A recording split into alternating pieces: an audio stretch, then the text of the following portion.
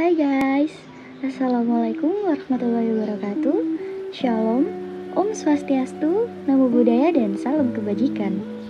Sebelumnya perkenalkan, nama saya Mulik Habibah dari kelas Strategi Operasional A. Di sini saya akan menjelaskan mengenai perumusan dan implementasi dalam proses strategi operasi. Nah, buat kalian semua yang belum paham, belum tahu apa itu perumusan dan implementasi, simak sampai habis ya. Merumuskan strategi operasi.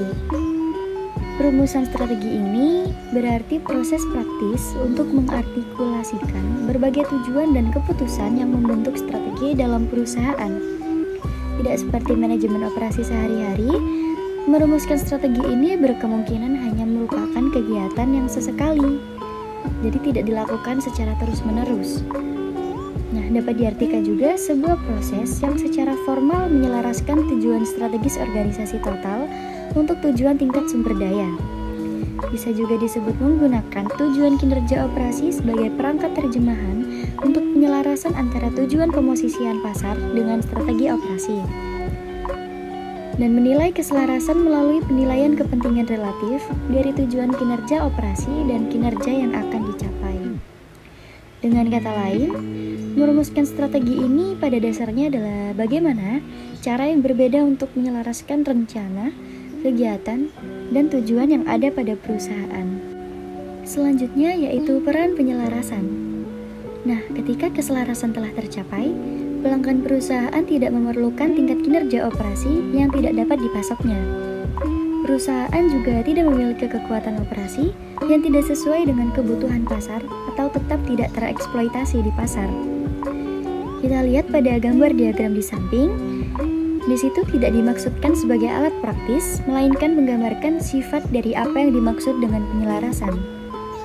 Nah, pada sumbu vertikal, misalnya yaitu posisi Y, di situ mewakili sifat dan tingkat kebutuhan pasar, mencerminkan kebutuhan dan harapan pelanggan intrinsik yang telah dibentuk oleh aktivitas pemasaran perusahaan. Pergerakan ke atas sumbu ini dimaksudkan untuk menunjukkan tingkat kinerja pasar atau kapabilitas pasar yang ditingkatkan secara luas, mencerminkan faktor-faktor seperti kekuatan merek atau reputasi, tingkat diferensiasi, tingkat janji pasar yang masuk akal, dan sebagainya. Skala horizontal mewakili tingkat dan sifat kemampuan perusahaan. Nah, pada posisi sumbu X akan ditentukan oleh faktor-faktor seperti efisiensi sumber daya, pengendalian proses, inovasi, dan sebagainya. Mempertahankan keselarasan dari waktu ke waktu. Yang pertama, waktu dan waktu. Jeffrey Williams menerbitkan sebuah studi tentang pola keberlanjutan di berbagai industri. Dia mengusulkan model yang mengklasifikasikan keunggulan berbasis kemampuan menurut seberapa cepat mereka dapat diduplikasi. Yang kedua, siklus lambat. Produk dan layanan mencerminkan posisi sumber daya yang sangat terlindungi dan tekanan persaingan dengan mekanisme yang tahan lama dan bertahan lama. Dan yang ketiga, siklus standar. Produk dan layanan mengeksploitasi sumber daya yang kurang terspesialisasi dan oleh karena itu menghadapi tingkat tekanan peniruan sumber daya yang lebih tinggi. Siklus cepat. Produk dan layanan menghadapi tingkat tekanan peniruan sumber daya tertinggi.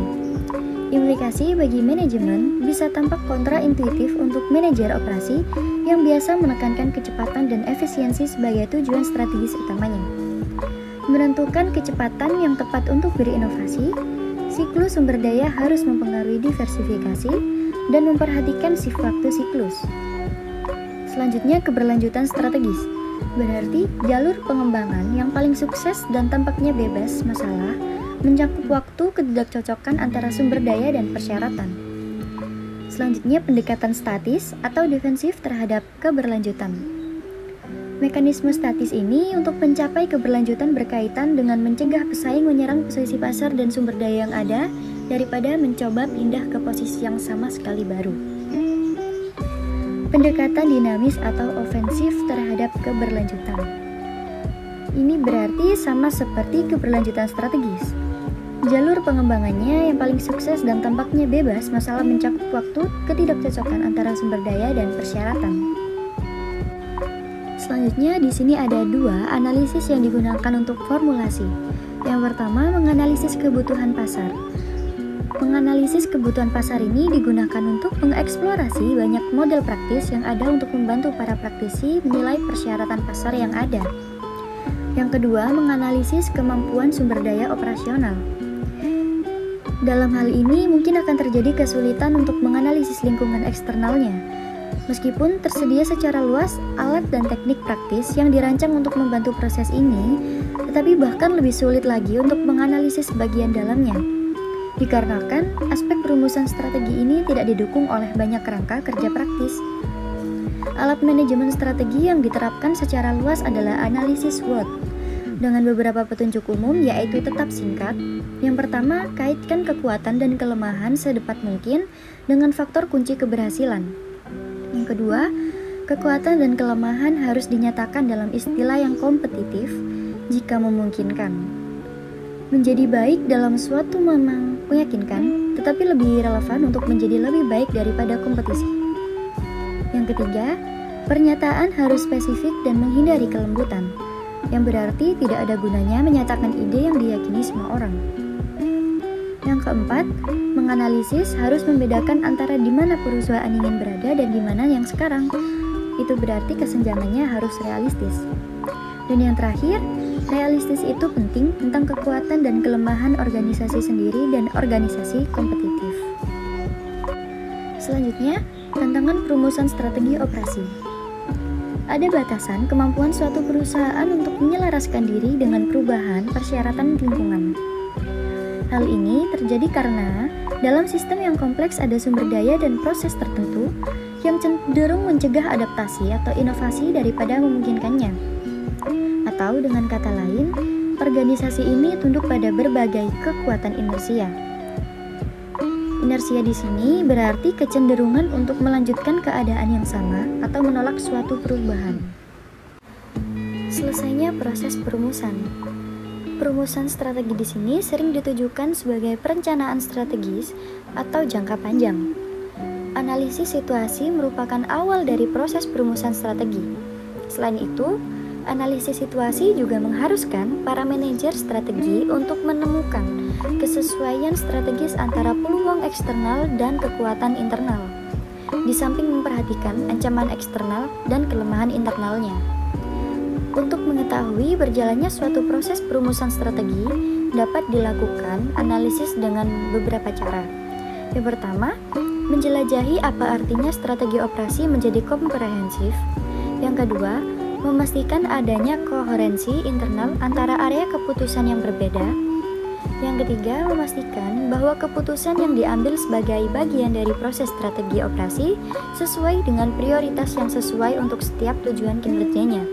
Dan yang terakhir, mengetahui persimpangan sumber daya atau persyaratan mana yang paling kritis sehubungan dengan prioritas keuangan dan persaingan organisasi yang lebih luas. Implementasi strategi operasi. Implementasi strategi operasi adalah cara strategi dioperasionalkan atau dijalankan. Hal ini melibatkan proses yang mencoba untuk memastikan bahwa strategi telah tercapai. Sebagai contoh pada gambar di samping, di situ menerapkan strategi operasi yang melibatkan perpindahan dari A ke B, yang berarti memahami kebutuhan pasar saat ini dan yang diinginkan serta kemampuan sumber daya operasi sehingga tingkat dan sifat perubahannya dapat dinilai. Tantangan perumusan strategi operasi. Di sini ada beberapa cara mengimplementasikan strategi bisnis yang efektif. Yang pertama, menganalisis lingkungan eksternal dan internal.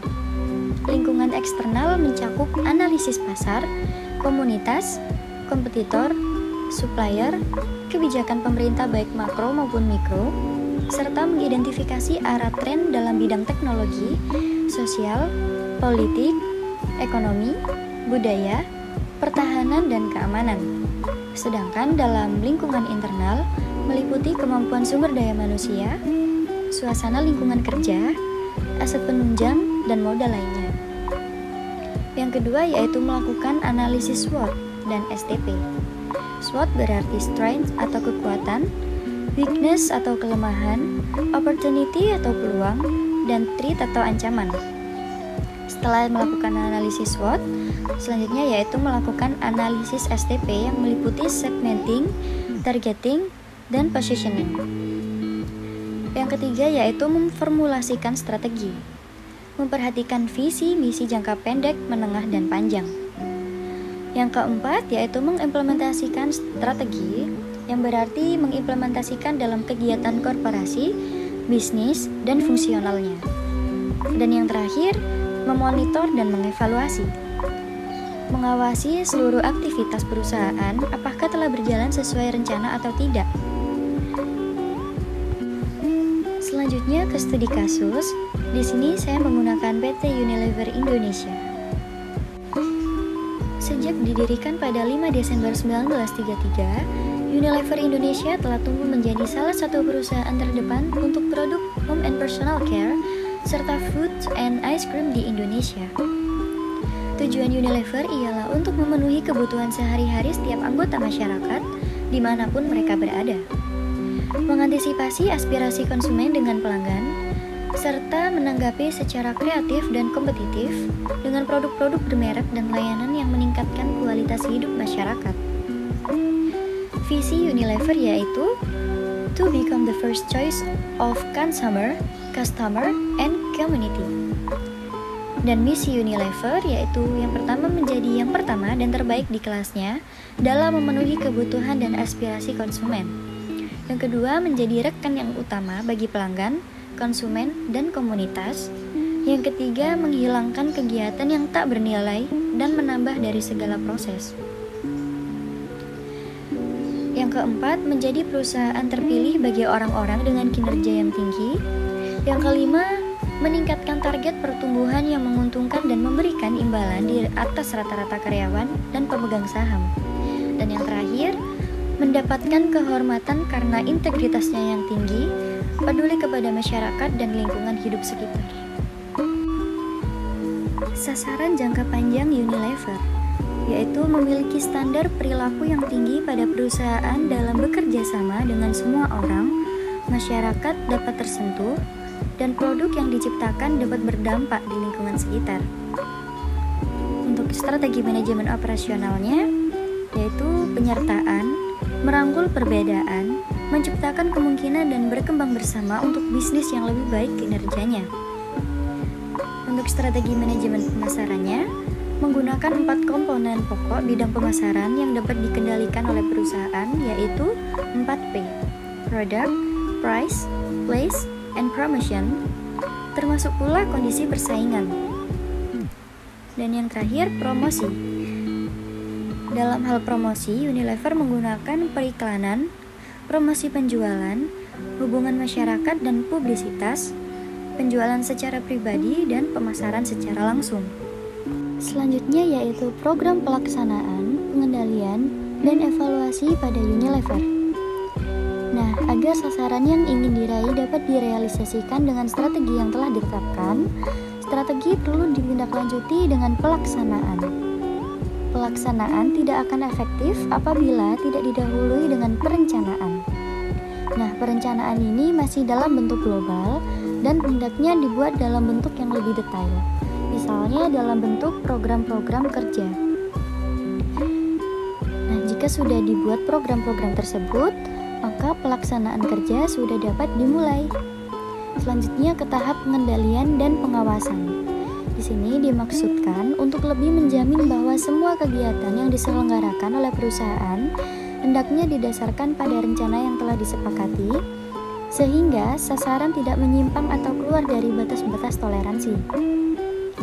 Di sini terdapat 3 pengujian yang digunakan oleh PT Unilever untuk mengevaluasi pilihan strategis terbaik mereka, yakni yang pertama goodness of fit test, yaitu strategi yang harus benar-benar cocok terhadap kondisi industri dan kompetisi peluang, serta ancaman pasar, dan aspek lain dari lingkungan eksternal perusahaan. Pada sisi lain, ia juga harus selaras dengan kekuatan dan kelemahan sumber dayanya, kompetensi, dan kemampuan kompetitif perusahaan. Yang kedua, competitive and fit test, yaitu strategi yang baik harus mampu meningkatkan daya saing perusahaan. Dan yang terakhir, performance test, yaitu strategi yang baik harus mampu meningkatkan kinerja perusahaannya. Dua jenis peningkatan kinerja yang paling sering dikatakan mengenai kemampuan strategi adalah meningkatkan probabilitas serta meningkatkan kekuatan kompetitif perusahaan dan posisi pasar dalam jangka yang panjang. Sekian penjelasan dari saya, mohon maaf sebelumnya bila ada salah kata dalam penyebutannya, dan jika ada yang ingin ditanyakan bisa langsung tulis di kolom komentar ya. Terima kasih. Wassalamualaikum warahmatullahi wabarakatuh.